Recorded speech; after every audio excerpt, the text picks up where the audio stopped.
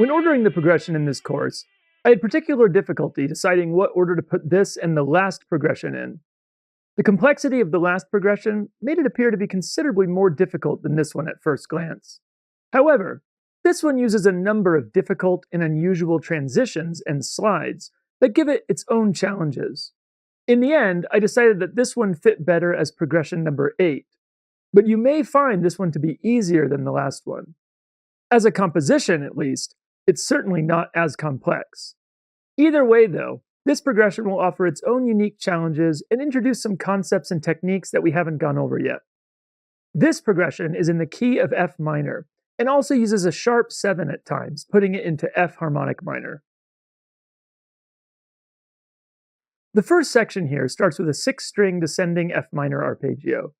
Here we have the familiar 5-string minor arpeggio shape, which then uses a rolling bar with the 4th finger to extend it down to the 6th string on the 8th fret. From there we pull off to the 4th fret with the 1st finger, and use the 1st finger to slide right back to the 8th fret, moving us from 4th position up to 8th position. These somewhat unusual slides on the 6th string will be used several times in this progression. This is done simply to keep the flow of the arpeggio going, while finding the most efficient way to prepare us for the following transition. In this case, it's mostly about setting us up for the next segment of the progression that we'll cover in the following exercise. Before that, however, you can see that upon sliding up to the 8th position with the 1st finger, we continue by ascending the F minor in that position, with the last 3 notes being labeled as F minor 9. Now, that's just an F minor with a 9th added to it. If you're not already familiar, the 9th is just an octave of the 2nd, designated as being an octave higher simply because the 2nd is far more dissonant in respect to the root note and the lowest octave of the 3rd in the chord. It's usually designated an octave higher simply because the 2nd creates a much more dissonant harmony when played with the nearby root and 3rd. The 9th is less dissonant because you have that extra octave in between those notes. For some reason, this is even true when you have an octave of the root and an octave of the 3rd near the 9th. As long as you've got that establishing root and usually the 3rd and the lower octave, you're going to get a pretty significant difference between the 2nd and the 9th in terms of dissonance.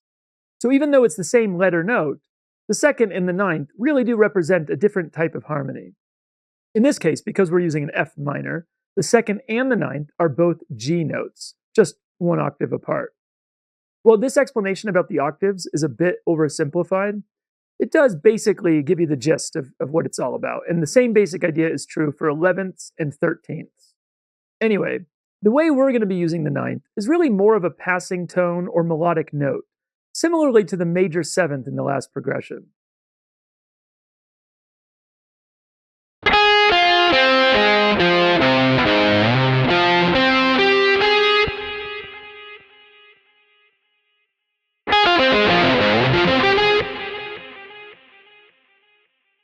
For this part, we have what appears to be a very similar overall pattern to exercise 68.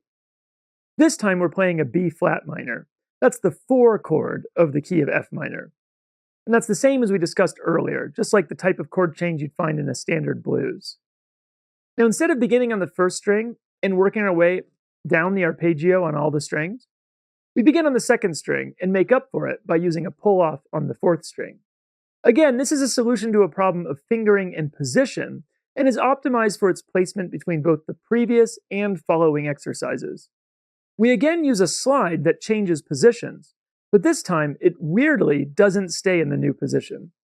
The slide just takes us down from the 9th fret to the 6th fret, and then back again with our 2nd finger. The reason for this somewhat unusual slide isn't just to match with the previous section.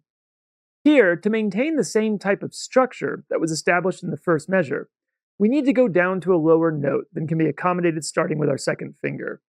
The slide allows us to do that. We also need to stay in 8th position to be ready for the next section. In the first part, we were already positioned to play that lower note with the 1st finger. This time, sliding down and back up again was the optimal solution under the circumstances. After that slide, it's pretty straightforward, as we simply ascend back up most of the notes we played while descending.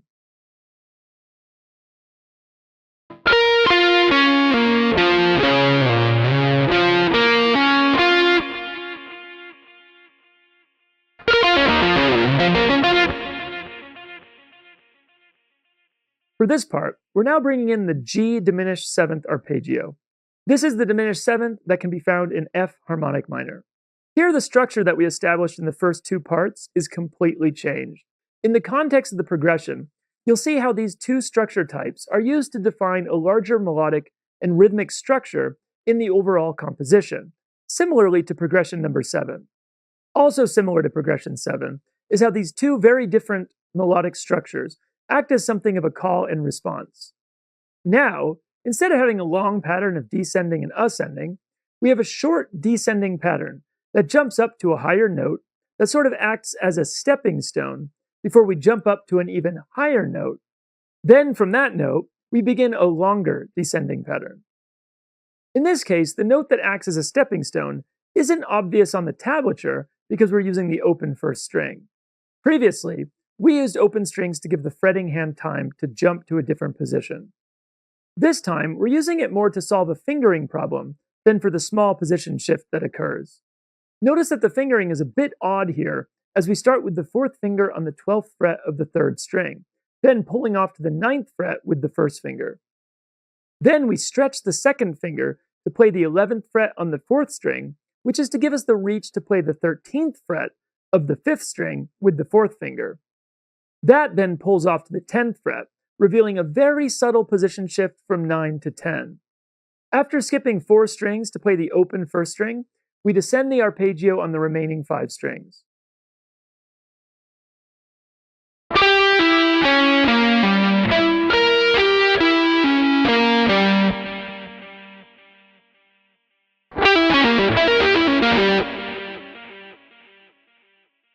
For this part, we're now going back to our root F minor arpeggio. This time we're still in the new structure introduced in exercise 70. Here we have a fairly straightforward descending pattern using a rolling bar with the 3rd finger on the 15th fret of the 4th and 5th strings, before going down to the 16th fret on the 6th string with the 4th finger, and then pulling off to 13 with the 1st finger. What's interesting here is what I guess we'll now call our stepping stone note, which is again just the 15th fret of the 5th string that was part of the rolling bar we did earlier with the 3rd finger. This time we'll play that 15th fret with the 2nd finger to give ourselves the reach to both skip a string and a fret to play the 17th fret on the 3rd string. From there we pull off to the 13th fret and simply play the same descending arpeggio pattern we started with, reverting back to the same fingering as before, with the 13th finger executing a rolling bar on the 15th frets of the 4th and 5th strings. Notice how, even though this section has brought us back to the root F minor chord, it doesn't quite sound resolved. This is a good example of one way a single chord can be used contextually for different purposes, and how context can completely change how a chord sounds, even within one key. We can get a less obvious example of this by imagining playing a standard blues progression and then ending prematurely by sustaining the root chord the second time it appears, right before it would have gone to the 5th for the first time. In other words, if you had a standard blues in E and you start with the E, go to the A, come back to the E, but instead of continuing on with the progression, you stop right there on the E. You're going to get an unfinished sound, even though you're coming back to the root chord. You notice that it doesn't sound properly resolved. The context gave us some expectations that actually imparted some contextual tension into the root chord. For this progression, we can easily demonstrate that it's working in a more complicated way. If you were to simply play the chords of the progression so far, that is F minor to F minor 9, B flat minor, G diminished 7th, and then resolve on F minor, that resolution sounds perfect. The fact that those chords don't work in the same way within this composition probably has to do with the overall melodic structure and those two different structures we talked about. A big part of that is that the F minor is now using the 2nd structure, and that's immediately following the G diminished 7th. It also clearly has something to do with the movement of both of those parts. It's definitely worth paying attention to. We'll have an even better example of this a little bit later on.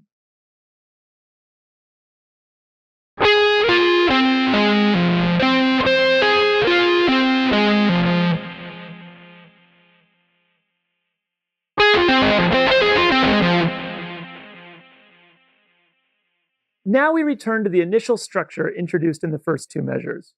This time we have a C that changes to a C7, in very much the same way the F minor changed to F minor 9. Just like the second measure, we begin a descending pattern on the second string and include a pull-off. This time it's on the fifth string. And then we slide down and back up again with the second finger on the sixth string. Now from 12 to 8 and back again. This serves the same purpose as before, and again, the next part is just an ascending version of most of the pattern we started with. The seventh is added towards the end of the measure in the same way as the ninth from the first measure, as something of a callback to that part. This seventh is again working as a sort of melodic passing tone in the same way as the ninth from earlier, but it actually works more as a harmony than the ninth did in the first measure. Now, that's getting into something fairly subtle that I'm not entirely confident in my ability to explain. But I believe the seventh being added at that point is serving two immediately apparent functions, both as a melodic callback to the ninth from earlier, as well as relating to other notes in that position in other similar measures. And it also works as the introduction of a seventh harmony normally does in this type of composition. It has that kind of downward movement feeling to it, so common in the style. Regardless, you'll hopefully be able to understand it intuitively when listening to and playing through the whole progression.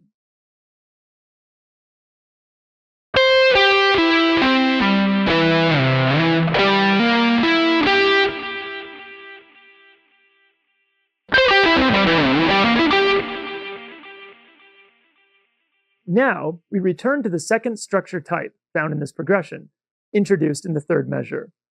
There's a key difference to the structure now, in that we're no longer using that stepping stone note in between the two descending parts. Now it makes the full jump in one go.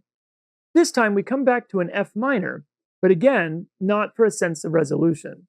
I love this type of part in this style of composition. We've returned to the root note, but it doesn't even remotely have that home feeling to it. In fact, it almost sounds like a completely different arpeggio within the context of the overall composition.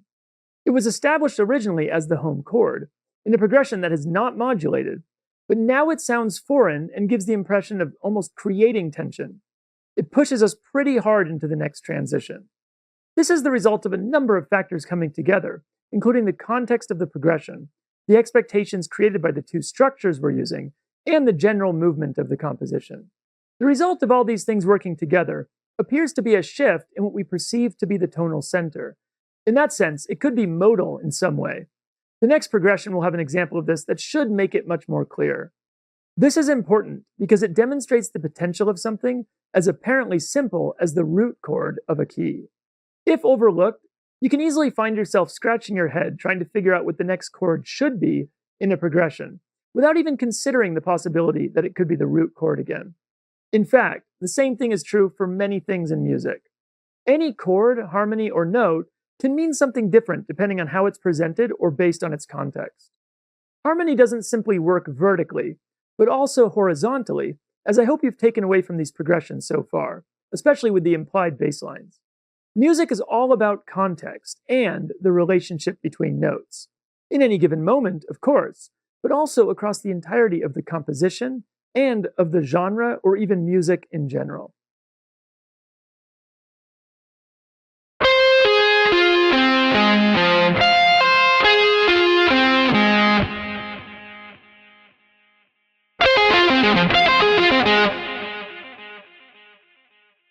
This part takes us back to that original structure again, with the long descending to ascending arpeggio.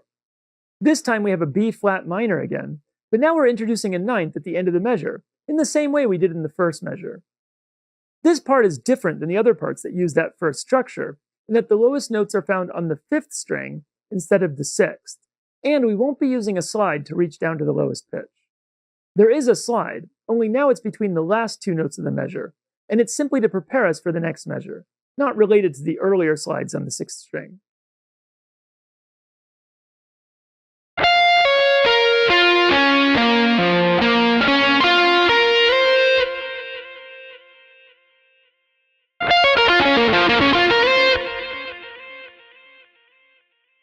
For the last part of this progression, we go back to the second structure. This one also doesn't have the stepping stone note that we had before between those two descending patterns. Now we're playing a C arpeggio for the first descending pattern, followed by a C7 descending arpeggio. The C arpeggio is our standard 5-string sweep shape again. The C7 arpeggio is playing 2 notes on each string, with a pull-off on both the first and second strings, and then with a slide using the second finger on the third string. This slide is simply to help prepare you for repeating the progression from the beginning, although it doesn't really help that much.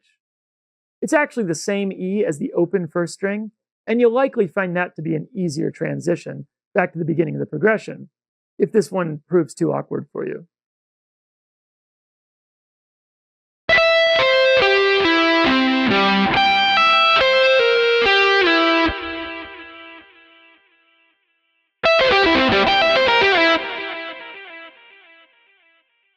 One thing of interest about this progression is how simple the chords really are. Well, there are 4 letter name chords being used.